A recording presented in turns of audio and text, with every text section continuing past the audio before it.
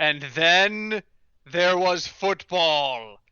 Welcome back, everybody. It is finally week 1 in the NFL season. You are listening to the Football Fignuts podcast. If you're following along at home, this is episode number 160 or season 4, episode 10. My name is Britt. I'm Craig. And you can hear just the excitement in our voices. COVID be damned. I don't care if the stadium is empty. I don't care if I have to go buy my own beer and I actually have to pay $12 for a six-pack instead of $12 for a single cup.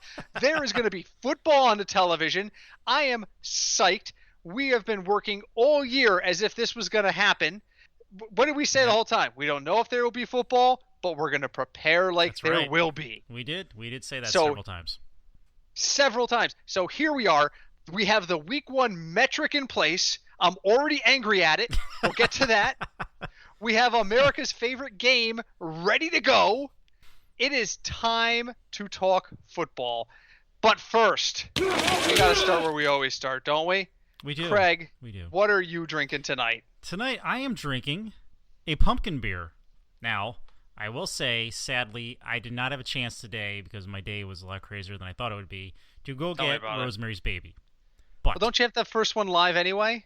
That's what I really want to do, so, Every time we've had a day that we could go to Two Roads, it's rained.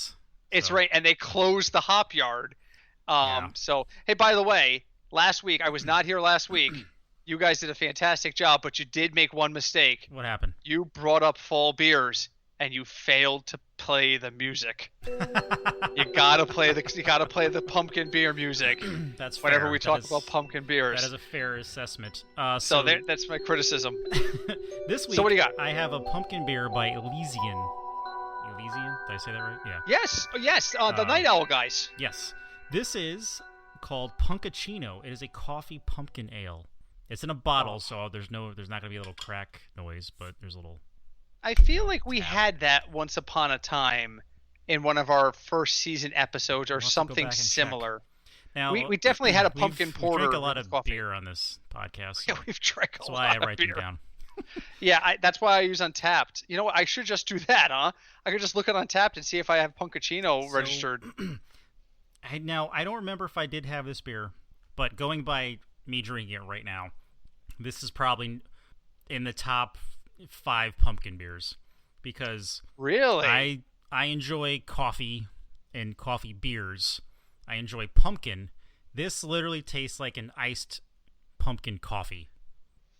Okay. And for me, for that kind of beer, it's really good. Okay, I do have a check-in for Punkachino. How long? October. Hold on, I'm looking for. I just saw it. October 20th, 2018. So it's been almost 2 years since I had it.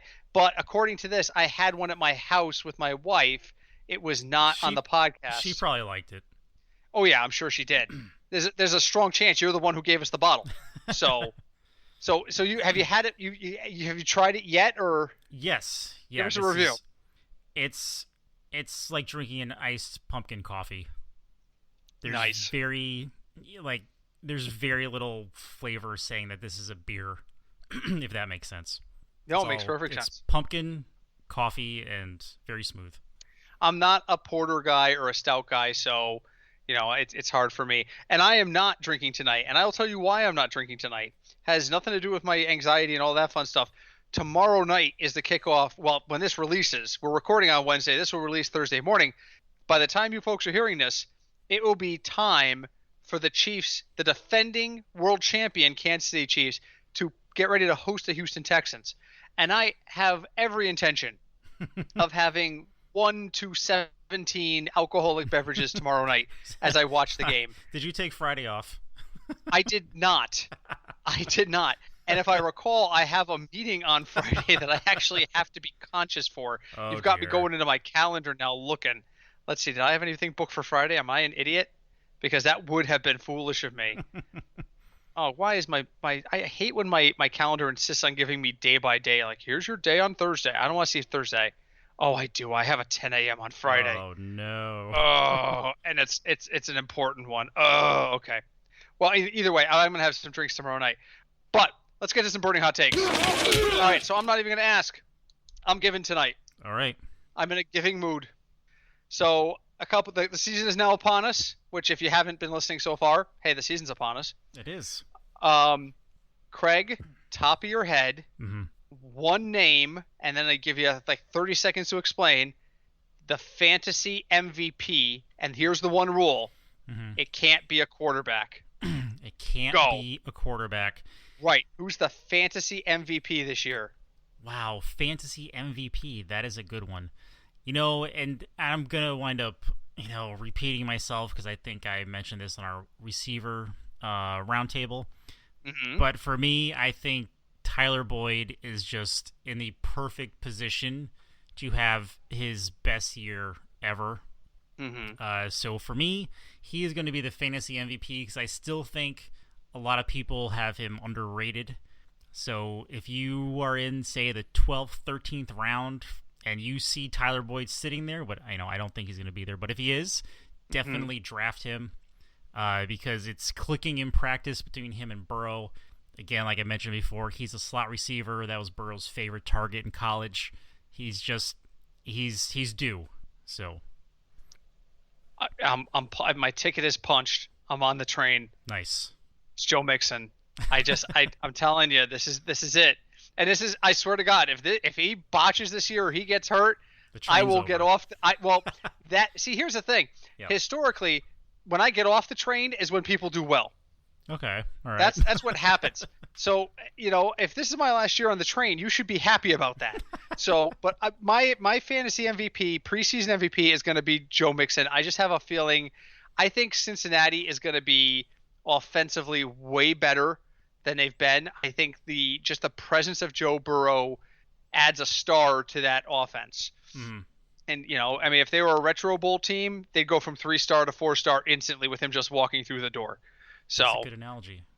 By the way, have you watched Bleacher Reports? Have you watched Gridiron Heights yet for this? I did not watch it yet. Okay, Joe Burrow makes a brief appearance in it, mm-hmm. and he has the lighter, squeakier voice as all of them do. We also get to hear the Kyler Murray not baby voice. Wow. And he sounds like the guy who voiced Chef on South Park, Isaac Hayes. He sounds like Isaac Hayes. Nice. He's got all of a sudden he went from sounding like a baby to having this super deep voice. But Joe Burrow walks around with a cigar in his mouth, and I don't get the reference. Is he a cigar guy or something? After the I think it was after the championship game. There's a shot of him in the locker room on I think it was on a folding chair, and he's just sitting there in his uniform, no helmet, just smoking a cigar. He's walking around in Gridiron Heights with just a cigar dangling out of the corner of his mouth. It was actually pretty funny. Yeah, so, but all right. He's I have to say, I've read what other players have said about him, and he has literally taken over that team.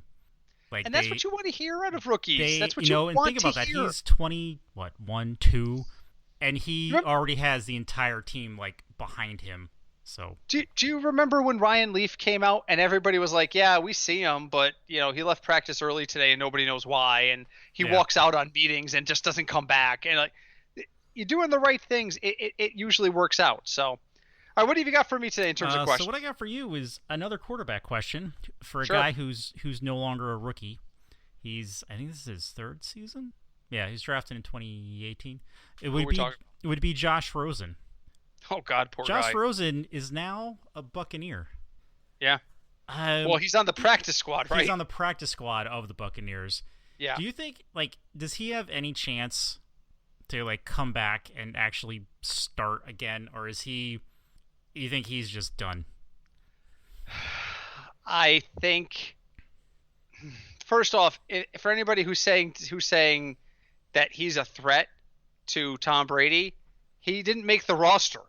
So he wasn't a threat to Ryan Griffin, who was their third quarterback. He's not a threat to Tom Brady. Don't forget, this team also still has Blaine Gabbert on it. That's true. I can't believe he still plays, actually. This team is such a mix of young and old. We have Mike Evans and Rob Gronkowski. We have Chris Godwin and Tom Brady. We have Ronald Jones and LaShawn McCoy. Well, we should get a little younger. All right, well, then let's pick up Leonard Fournette. What the hell? half this team needs to be in bed after Wheel of Fortune is done because they've got to get up in the morning so they can get their senior coffee. So you know what? I don't know that he's done, but I don't think he's going to get an opportunity in Tampa. He would need an injury to happen to somebody in that second tier. Like Gabbert or Griffin would have to have an injury, and for him to move into that spot. Mm-hmm. But barring Tom Brady going down and then Blaine Gabbert going down like a week later, I don't see he's going to have an opportunity. He's basically just become Dan Orlovsky. He's going to float around. He's had his shot. It didn't work out. He's going to float around. He's just a much higher draft pick than Dan Orlovsky. So what do you think? Is he going to bounce back from this? Same thing. I think for him to bounce back, he would have to wind up in the exact right position at the right time, like with the right coach and team. And like I said, that's not Tampa. And I don't think that's Tampa, especially with Brady there. Because, if Brady doesn't get hurt, he is probably going to play until he's 45. Yeah, I mean the guy's got a great physical conditioning. It'll be very interesting to see. Tampa and New England are without a doubt in my mind the non-football, the football-based outcome that's not really a football story, if that makes any sense. How Tampa does and how the Patriots do are very secretly going to be on every reporter's watch list. That's true. Can Brady win without Belichick? Can Belichick win without Brady? What if they both go like 500? Then what? Like, is that proving the point that they need each other? The silence is because my brain just locked up. I think there are going to be people who try to draw that conclusion. I don't think that's a fair conclusion to draw. I don't. Right. But, no offense, Joe Montana changed teams and took the Chiefs in his first year to the AFC Championship. So that's true. Just saying. That is true. Just saying. So, all right. Question the third and final. Mm-hmm. I was going to save it for final thoughts, but let's just get it out of the way. Right now, Super Bowl 55. Presuming we have a full season, give me your Super Bowl 55 matchup. Ooh. You have to give me like this is why 10 seconds. This is why it's a burning hot take. He doesn't know this question's coming. Wow. He finds out when you find out, folks. You know what? I'm gonna say, I'm gonna say New Orleans and Baltimore. Okay. Any particular reason? I think with New Orleans, I don't know, it's something like I just feel like Drew's gonna win one more Super Bowl, and I think if there's a whole season, that's gonna be year to do it. And I think that Emmanuel Sanders going to New Orleans is going to be have a much bigger impact than people think. I think at the very least, it's in people's heads. It's in the defensive backs' heads. Exactly. But for like the average person, I don't think they're going to notice that Emmanuel Sanders is there. But Drew throws a lot, and Emmanuel Sanders doesn't drop passes. So yeah, that's going to be huge. Never forget, Julio Jones emerged because Roddy White drew double coverage. Yeah. Let's never forget that. When Julio Jones was a rookie, Roddy White was the star on that team, and he emerged and got a lot of targets because Roddy White drew a lot of attention. If Mike Thomas draws a lot of attention, and I'm not saying Emmanuel Sanders and Julio Jones, they're both different places in their career comparatively, but you can't ignore one for the other. So if you're going to start keying in on Thomas because he catches everything that goes in his direction, then Sanders is going to have opportunities. Mm-hmm. And who else is there? There's other guys there. Who else is there? I don't even know off the top of my head. I've been doing so much, Oh my God, doing the metric this week blew my mind. So, Deontay Harris and Marquez Callaway are still there. Traquan Smith. And that's Traquan who I'm Smith. forgetting. He was their third receiver. Yeah. God help you if you decide to ignore the fact that Traquan Smith is on the field in a 3 wideout situation. Oh, and by the way, just in case, if you feel like you got all of them covered, unless he's hurt, Jared Cook is the tight end. Yeah. So and Kamara catches. Yes, exactly. They've got weapons all over the place. That entire backfield, Kamara. Oh well, Kamara's getting a breather. Latavius Murray doesn't have terrible hands. Oh, well, Latavius Murray's getting his ankle taped up. Well, guess who the third guy up is? It's Ty Montgomery. Remember Ty Montgomery? The guy who was a wideout and then transferred to running back? So they've got depth. New Orleans is... I don't know how much I trust New Orleans this year. I really don't. I think the question mark is their defense. It's a major question mark. It's a major question mark. And well, Drew Brees is old and he could go down. Okay, great. You know who the next man up is? It's Jameis. I throw the ball every down and someone will catch it. Sometimes it's on my team. Winston. And don't forget about Taysom Hill. What are you going to do if he's on the field? He's a freaking X factor. I mean, I think I would not be surprised if there's a play at least once this year where Drew Brees, Taysom Hill, and Jameis Winston are all on the field at the same time. Can you imagine? And the play won't happen. If a defensive coordinator ever looks up and sees that, the next two words after "holy crap" are timeout. He's stopping the clock. He does not. Not going to happen. So, all right. So my Super Bowl, I've got Seattle. I think that the West rises again this year. I've got Seattle over Baltimore in the championship. I think that Russell Wilson is going to – I think Lamar, if he stays healthy, is going to have an amazing year. I think they're going to walk into that, and Lamar Jackson is going to be the big story, much like Patrick Mahomes was last year. But the difference is Russell Wilson has been there and done that. And as a result, I think it's going to be, while Lamar Jackson is taking poses and whatnot, it's going to be a hold my beer moment. And we're going to see that as great as he is. I mean, he can get rattled. We saw it last year in the playoffs. He can. Lamar has got to get over that rattling. We need to see what we need to see out of Baltimore? We need to see a comeback like we saw with Kansas City and Houston last playoff. What was it, 21-0 or 24-0? I don't know, because I really started to drink something. I was drinking heavily at that point. So I was drinking heavily. So I don't remember. But again, the poise that Patrick Mahomes walked out there the entire time like he had a lead. Like, I have a lead, I'm just going to keep scoring. And that was you never sensed a moment of panic on the Kansas City offense. You sense it on their defense. That's true. The defense, there were guys walking up and down the bench screaming, and they weren't taking orders for the pizza after the game. I don't know they what were to screaming, I'm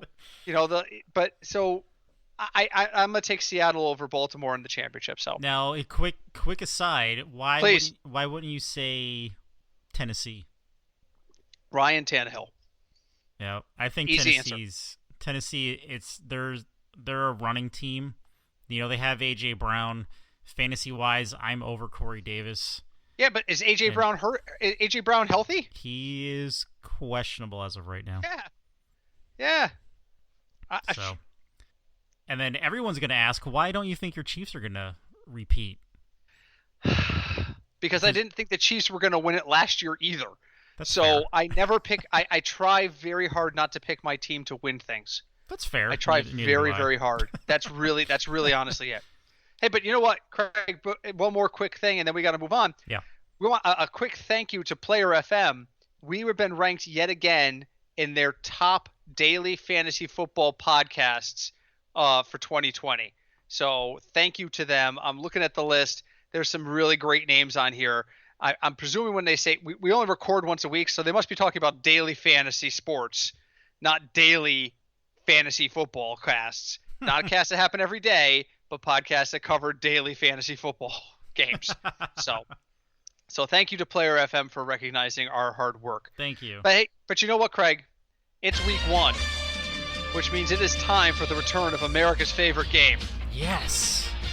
All right, so folks, America's favorite game. It's been a couple of weeks. There is a strong correlation between being in a high in the over/under and fantasy points, because the basic idea is if your team is expected to score 70 points, then the guys on that team are a better choice. If those guys have an over/under in the single digits, they're probably not taking that running back to get 3 touchdowns, because that's not how single-digit over/unders work. So every week during the fantasy season, Craig gets 3 strikes, and I ask him to identify a number of matchups that are either over a certain number or under a certain number.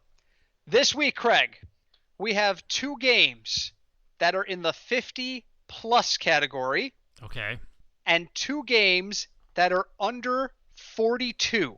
Ooh, okay. Do you want to start with the overs or the unders? You have 3 strikes. Let's go with over. All right, so I've got 2 games that are at least a 50-plus over-under. So these are games where there's likely to be a lot of scoring, and thus the players might be better fantasy choices. Give me one of them. Houston, Kansas City. Absolutely. 54.5 is the over-under for the game to Thursday night at Arrowhead. I didn't see a predicted total, but I would imagine, I believe, what are the Chiefs? The Chiefs are favored by what? Hold on, I got the spread right. On 9. DraftKings, 112. On normal sites, it's a 9-point spread. So that means, so what they're looking at is a 50, 25, 29, 25-ish as a final score. No, that's not right. Try that again. That's not enough points. It would be 31 to 27. 31 to 23. So that's an 8-point spread, but that's 54. So 32, say, because it's a half point. 32-23 is the presumptive final there.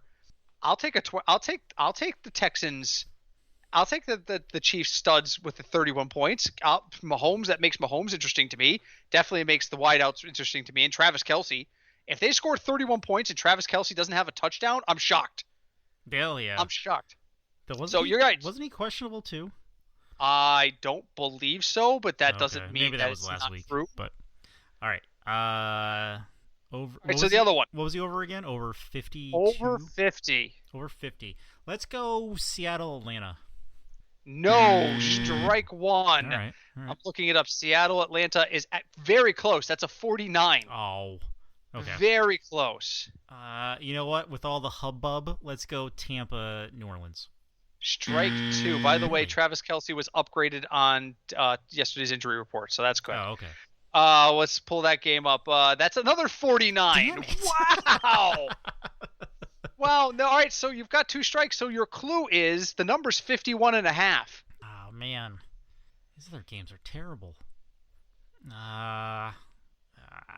Those are excellent guesses. And there's another one out there that I'm like, if he guesses this and he gets it wrong, I won't be shocked. There's actually 2 of them out there. I'm staring at them like, oh my God, he can guess these. Well, there's 2 of them that are close to it. And I'm like, he could look at this and see these being high scoring events. I know what. Green Bay, Minnesota. No, that's strike 3. I'm sorry. Oh. Green Bay versus Minnesota is 45.5. So the correct answer was Dallas at the Rams. Man, I was looking at that. Cowboys at the Rams was the correct answer there. So, okay, so he strikes out on the 50-plus, but he gets a shot at the unders. I'm looking for 2 games that are 42 or under. Indy, Jacksonville. Indy versus Jacksonville is not one of them. Colts, where is it? That's a 45. All right. That's a 45. Colt 45. All right. Pittsburgh Giants. 47. Strike 2. Hey, folks, give me a break. It's the first week. It's the first week. I don't even know if you remember we were going to do this. It just kind of started doing it. You know what? Let's invoke Sean and say Bears Detroit.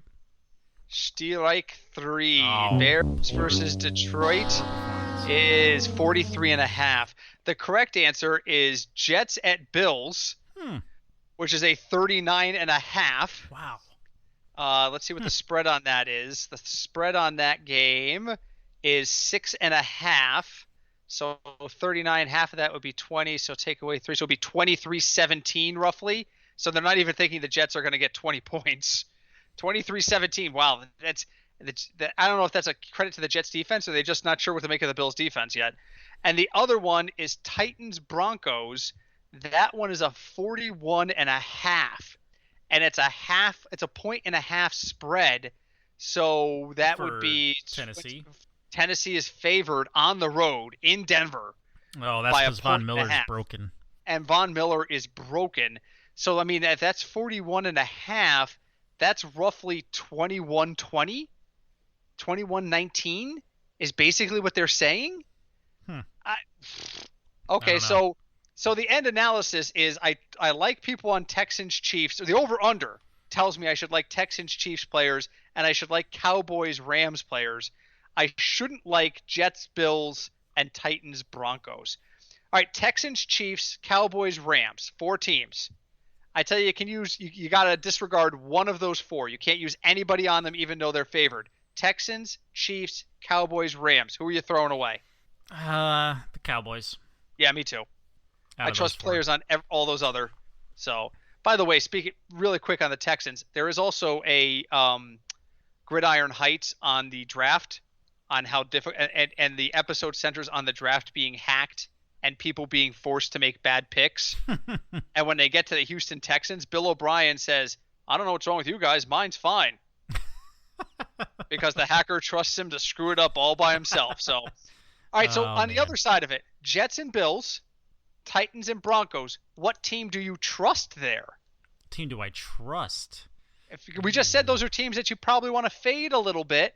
But if you were going to use players from one, Jets, Bills, Titans, Broncos, who would you use?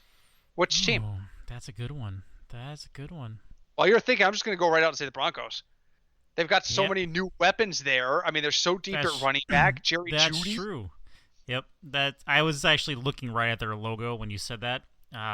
Especially if their defense is broken, they may be playing from behind a lot. So that means, possibly bigger plays. Yeah, absolutely. Absolutely. All right. Now it is what everybody has waited for. I went into my computer and I woke up the metric.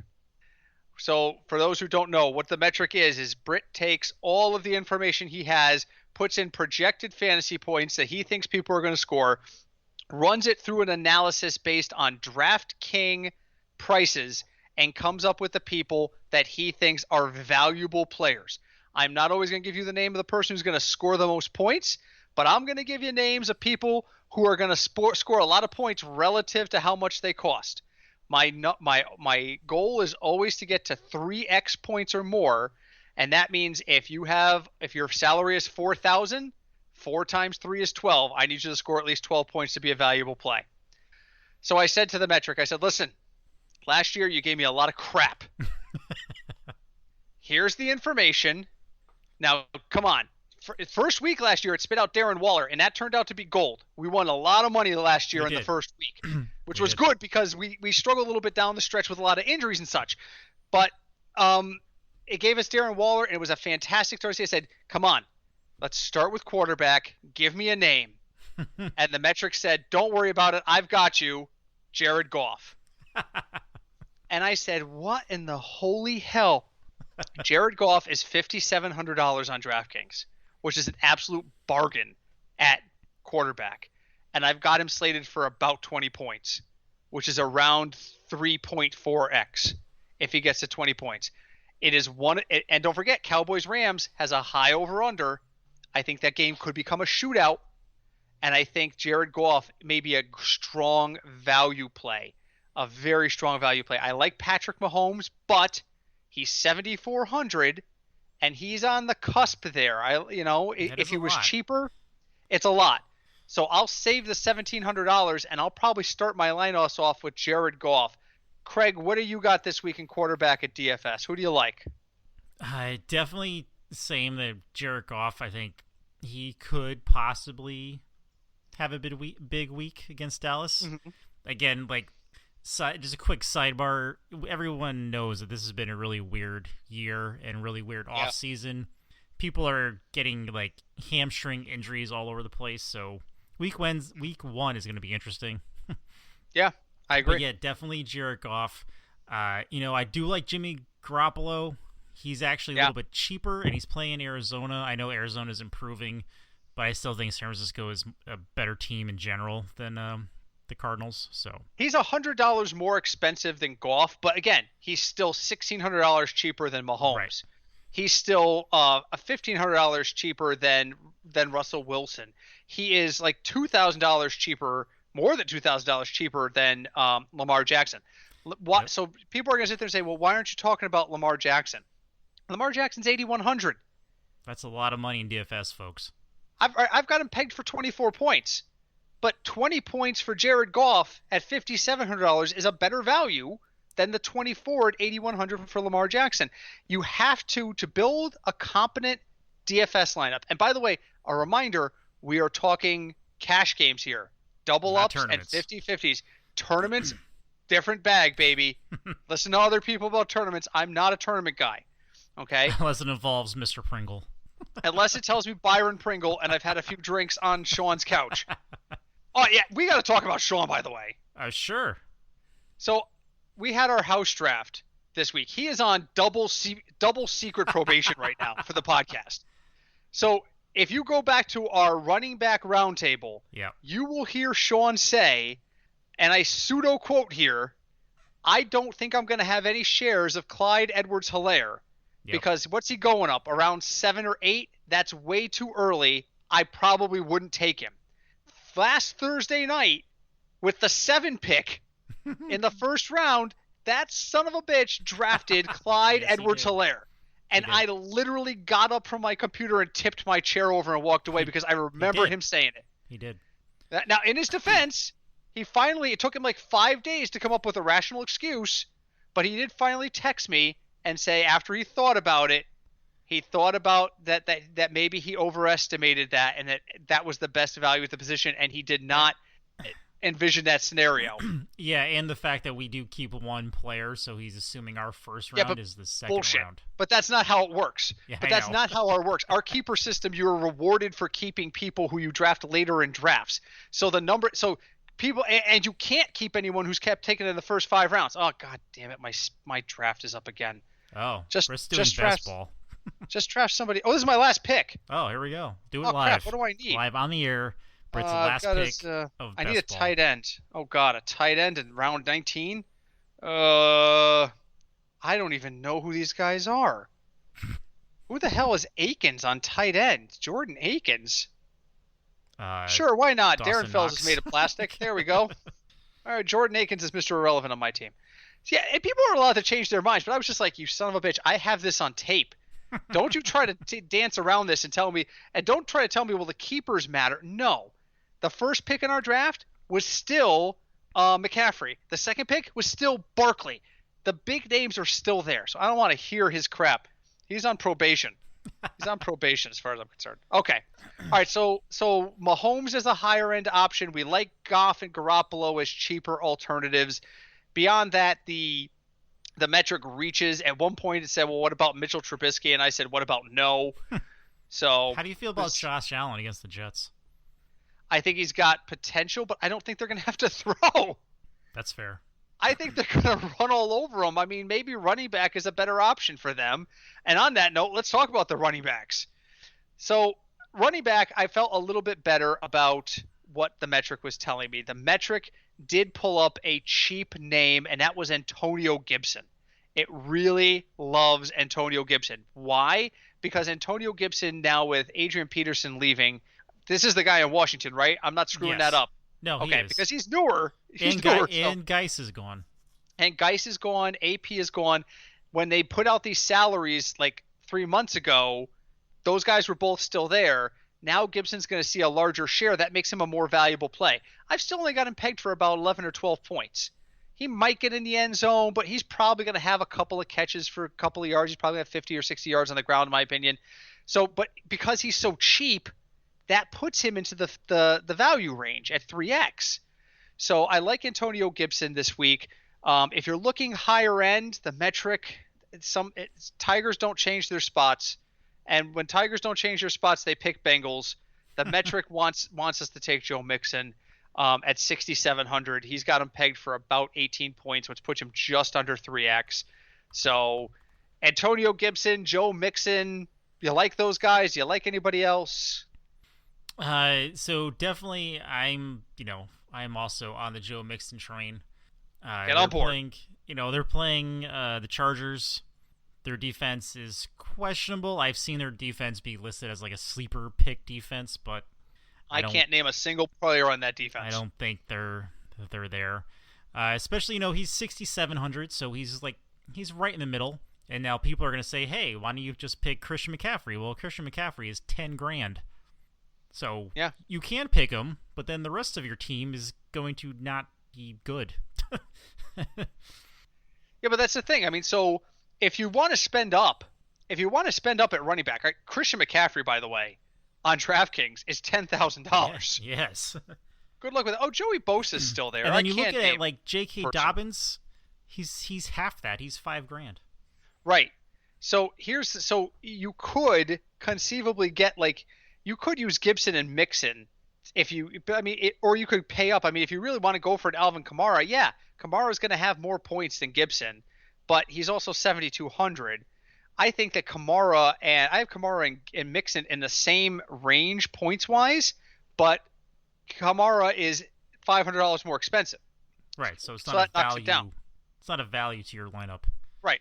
There's also the Tariq Cohen effect. If Montgomery doesn't play, which is looking more and more like a possibility, then Tariq Cohen at 4,900 might be a value play, but I don't have it there. I don't have it. So I'm really looking at using Gibson and or Mixon.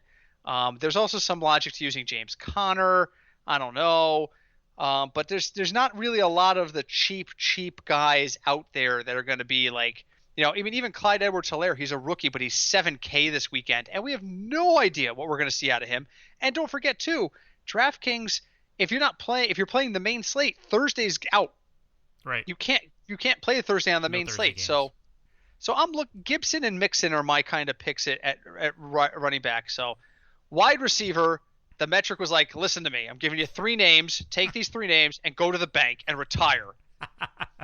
And those 3 names were Deontay Johnson, Jerry Jeudy, and CeeDee Lamb. And I went, maybe, I have no idea, and no. I do like Deontay Johnson as a seasonal pick. And here's the thing. The reason was Deontay Johnson's 4,200. Jerry Jeudy's 4,000. CeeDee Lamb is 4,100. Those 2 guys are rookies, and Deontay Johnson has a fluctuating role in the Steeler offense. Okay? And the Steelers is a Monday night game, right? So, again, it's not going to be on the main slate. It's not going to be on the main slate because they only do the Sunday games on the main slate. Mm-hmm. So if you're playing a full weekend and you want to take a risk, now here's the thing. You use those 3 guys and you're spending $12,300 across your entire wide receiver core. Now all of a sudden you can afford Christian McCaffrey. Now all of a sudden you might be able to afford Alvin Kamara. So there is some logic to it. Those are the 3 guys the metric likes. I think I'm going to spend up at wideout and try to save elsewhere just because I don't like the value picks at wideout. I would rather use Gibson and Mixon so that I can save $600 or $700 over here so that I can go up to a Devontae Adams. So I can go up maybe to an Allen Robinson or a Kenny Golladay. Those guys in that 6,000, 7,000 range, or like even DK Metcalf at 5,800. I want to spend up a little bit rather than roll the dice this early on Johnson, Jeudy, and Lamb. What are you thinking about wideouts? Because I really like to hear your thoughts on this one. It's hard this year. It is hard this year, especially with wideout with rookie wideouts. I think rookie receivers are probably the hardest position because when you're say you're a rookie running back, you are literally doing the same thing you're doing in college, right? Yeah, you're running the ball, but now. You all of a sudden you're a receiver, you're going onto a brand new team with people you've never played with before, and then timing's different, the playbook is completely different, the timing with the quarterback is different. There's just a lot going on, so you really never know how rookie receivers are going to be, especially week 1, especially with this weird year we're having. So if you want to use one of them to just save some money, I would probably go with Jeudy.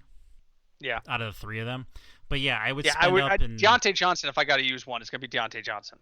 But I would spend up to try to get Devontae Adams or Julio Jones is 7,700, a little pricey. DK Metcalf is 5,800. I actually instead of Julio Jones, I kind of like Calvin Ridley. I think Ridley might have a pretty good year. So and he's 6,100. I think that's a possibility. I'm having a sneezing fit, so keep talking. Bless you. But then you look at guys, T.Y. Hilton's 5,800, maybe, new quarterback. Chris Godwin, Tampa is too pricey for me. He's 7,100. Another new quarterback. Another new quarterback. I don't think that's going to happen. And everyone's like, well, what about Odell? He's 59. Yeah, you could try using a Brown who has issues on the internet lately. And here's the thing, too. All these guys, I apologize for the quick sneezing fit I had. Fortunately, I have a mic that auto-mutes, so I can just slide it up. I did punch the mic at one point while Craig was talking, so if you heard a popping sound, sorry, that was me punching the mic trying to mute myself. So here's the thing. People talk about running backs. Oh, well, I don't want a running back in a timeshare. Every wide receiver in the league is in a timeshare. All of them. Michael Thomas doesn't get 100% of the passes. So people have to look at – so I agree with Craig. So I'm looking at the list right now, and I'm just going to run down the guys that were in the order. And by the way, no one made the pure value line. No one made the 3X line in the metric this week, which is unusual. But I think that's also because of COVID, and I think because our numbers are a little bit down. We don't know what to expect from wideouts this week, and we don't know which wideouts to target. But I'm looking at the list. Guys who have been consistently with the same person. Well, Deontay Johnson's in his second year with the Steelers. Second year, maybe third. I think it's second year. But but was Roethlisberger was hurt last year, was he not? Yes. So he missed time there. Judy's a rookie. Lamb's a rookie. Deshaun Jackson. He's a veteran. He knows Wentz, but both of them missed time. Marquise Brown is probably the most experienced of the top 5 or 6 guys in the metric list. But even still, he's not going to be the primary target there. In my opinion, he's not going to be the primary target there. And there's a lot of mouths to feed. So if I'm looking for studs, the highest rated stud I've got is Devontae Adams. I've got Devontae Adams at about 19 points, but he's 7,300. So I'm probably going to try and use like a Devontae Adams and like maybe a Terry McLaurin. I don't know what to make of Haskins. So same problem. McLaurin and Haskins haven't played together. The Washington team is just it's crazy. A mess. Speaking of crazy, go ahead. No, quick thing about, since you mentioned Retro Bowl before, someone actually asked the guy who made Retro Bowl, now that Washington is called, the Washington team, if he was going to have to change the name in the game. Yeah. And he was like, no, it's a city, so we can just leave it. Yeah, he's not using team names, right? He's just using cities. Yep. Yeah. He doesn't care if their team name changes, ever. So, all right, let's talk about tight ends. Tight ends, I've got a little bit more clarity, and I feel a little bit better about the tight ends. The first name that the metrics spit out is the name that I'm going to probably use, which is Hayden Hurst. Baltimore, right? Why am I drawing a blank? Man, I'm drawing blanks on stuff. No, Hayden Hurst isn't in Baltimore. That's where Mark Andrews is. He left. Yeah, where the hell is Hayden Hurst? Why? Jeez, come on! You're supposed to know this off the top of your head, he's son. On the Falcons. He's a Falcon. He's a Falcon, and Austin Hooper is a Brown. See, and that's the thing. When I put in the metric, I just put in position and name. I never carry over teams. I should just carry over a team column and let it auto-populate off of some website.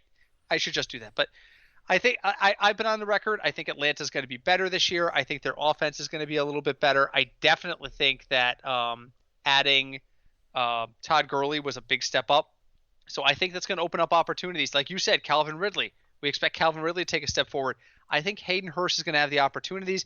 And unlike, I think tight end routes are a little closer to running back routes than they are with wide receiver. So there is still the timing issue, but I think that he's going to be good. I like Hayden Hurst this week, and he's only 4,300.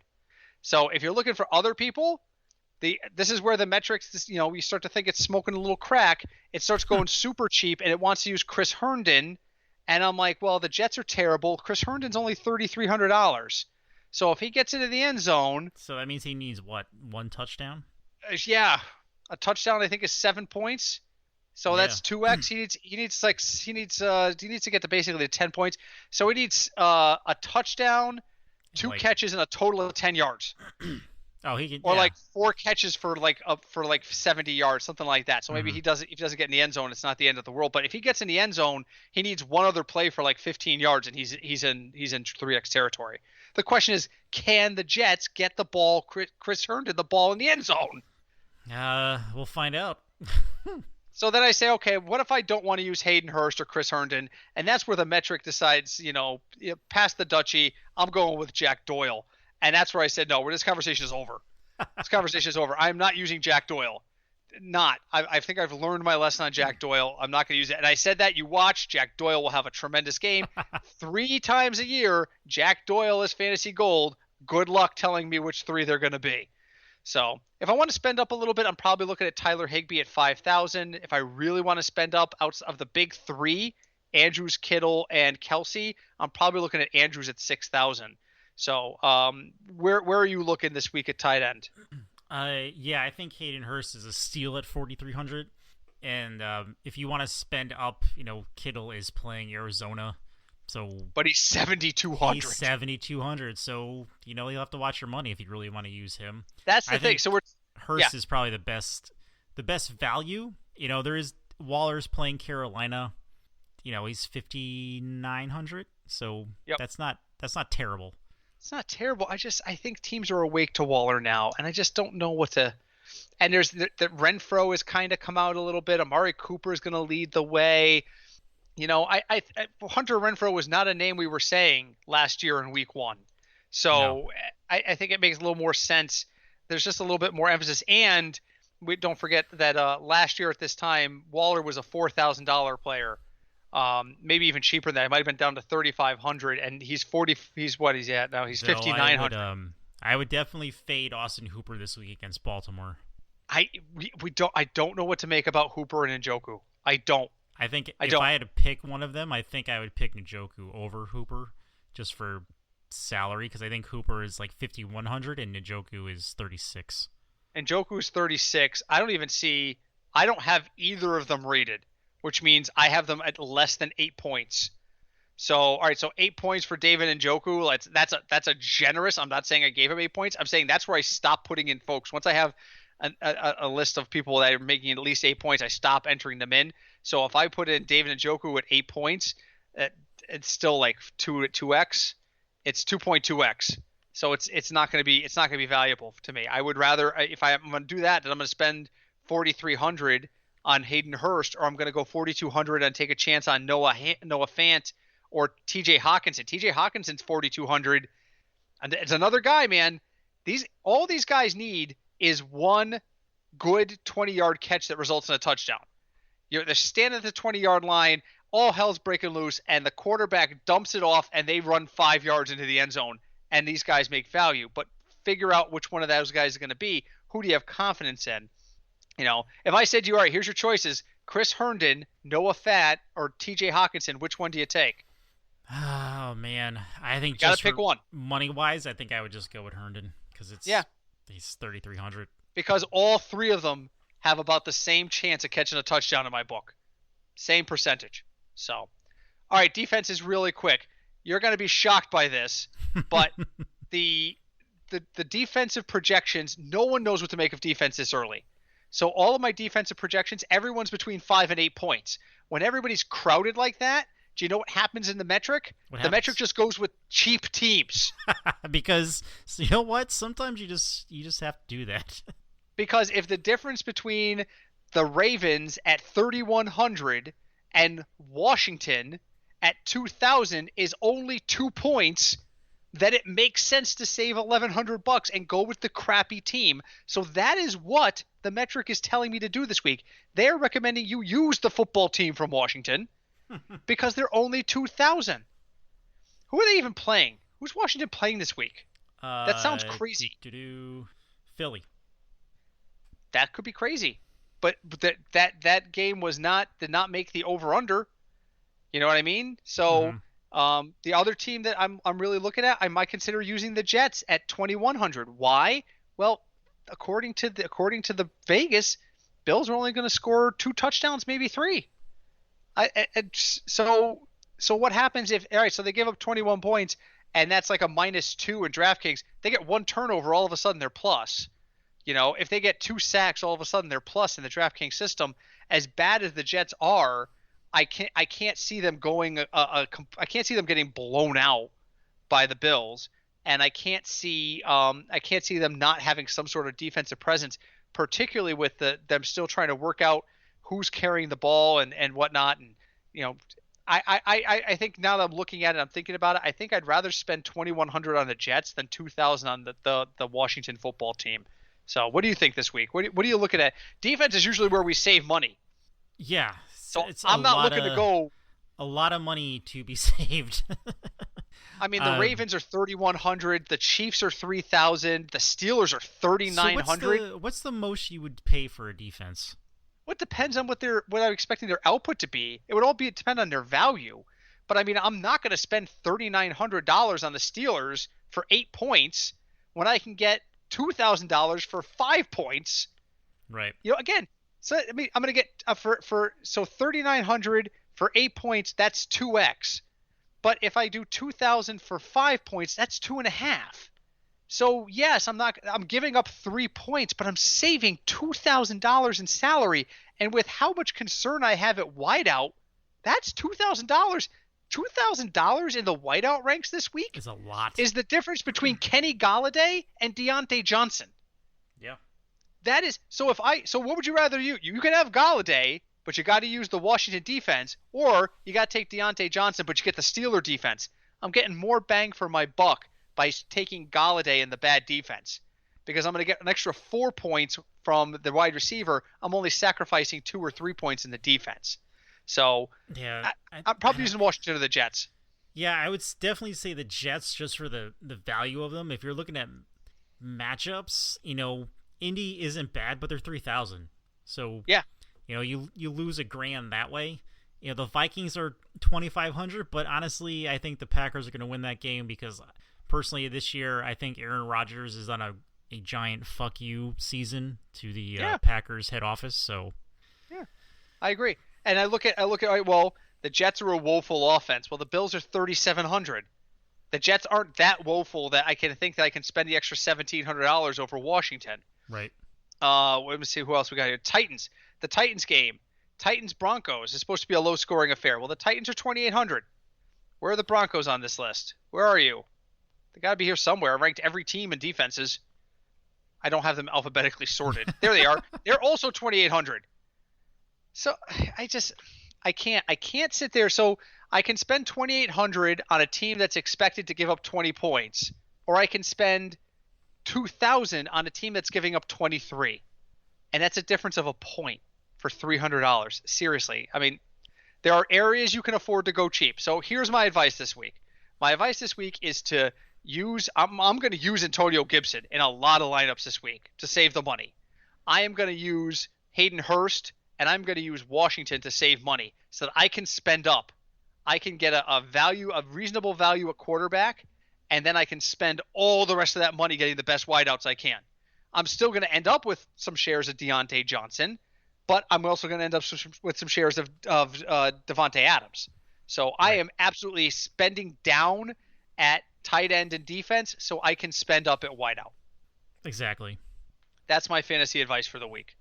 So my DFS advice for the week. Craig, we're over time. Wow. Damn it. I'm telling you, the season starts. This is what happens every year, folks. It does. We work like crazy for 20 weeks. The playoffs end, and Craig and I look at each other and go, man, we're going to have to talk about beer for like the next 6 months. We got nothing to talk about. And then July comes, we're like, holy crap, we got to start. We got this new season. We got to get going on this stuff. And then week 1 comes, and I'm like, Craig, we got to increase our data plan because we're going to have too much to talk about, and this is where we are. So that's what happens. Really, really quick, we got 60 seconds each. Final thoughts. Craig, you go first. Really quick, hi Deb, and I would say this week, if you're new to DFS, and if you're not new, even if you're not new to DFS, I would probably go a little lighter this first week. Just because of how weird of a year it's been and how injury prone everyone has been in practice, so just don't overspend. Absolutely, go light. You know what we say? Stick to your budget. Yeah. If your budget, the lowest amount you spend in your budget should be week 1, because this is the week that you have no idea what's going to happen. So go cheap on week 1. I absolutely agree with Craig there. Draft season is done. It is time to go enjoy some football. Enjoy football this week. My final thought is just go out there and enjoy it. We don't know how this is going to go, folks. We don't. We saw baseball restart. We've seen basketball restart in its bubble. Bubbles aren't going to work for NFL teams. It's not the same situation that you can use. You play one NFL game on a grass field and it needs pretty much all week to bounce back from it. You go down, you wipe a court down 15 minutes later, another game can happen in basketball. That's not how this is going to work. So we're going to keep our fingers crossed. So go with my real final thought advice. don't be stupid. Do not cram into bars. Do not put yourself at risk. If you really value football and you value keeping it around, keep in mind that each and every one of us has the potential to stop the spread of COVID by just staying home and watching the games from home. Be safe. Enjoy the games. Get a Zoom meeting with your buddies. Order some delivery wings and just party it out. But don't go nuts. And let's make sure that we can kind of get ahead of these things, because that guy standing next to you at the bar might be the grocery guy for one of your favorite football players, and next thing you know, he catches it in that bar from you or from somebody else, and he transfers it to the player, and we may lose football. Football players are human beings like the rest of us. They get injured, and they can catch this. Let's be safe. Be safe out there. Take care of yourselves and take care of your teams. And as always, leave us a review wherever you listen to us. Apple Podcasts, Player FM. Thank you again, Player FM. Thank you for that fantastic nod. Stitcher. We're on iHeart. We're all over the place. Email us, fignutsdfs@gmail.com. We are on Facebook, the Football Fignuts Podcast. We're technically on Twitter, but I'm staying the hell away from Twitter until after the election is over. We are at FignutsDFS on Twitter. This is our first time we've had to do this in an election cycle. And my God, Twitter just drops off a cliff of insanity during an election season. So I thought it was bad in 2018. It's worse in 2020. But we'll be back next week. Next week, we will have all of our breakdown from week 1, and we will have week 2 DFS and news. We appreciate you joining us. Until then, my name is Britt. I'm Craig. And we are the Football Fignuts Podcast. 5, 4, 3, 2, 1, 0. All engine running. Liftoff. We have a liftoff.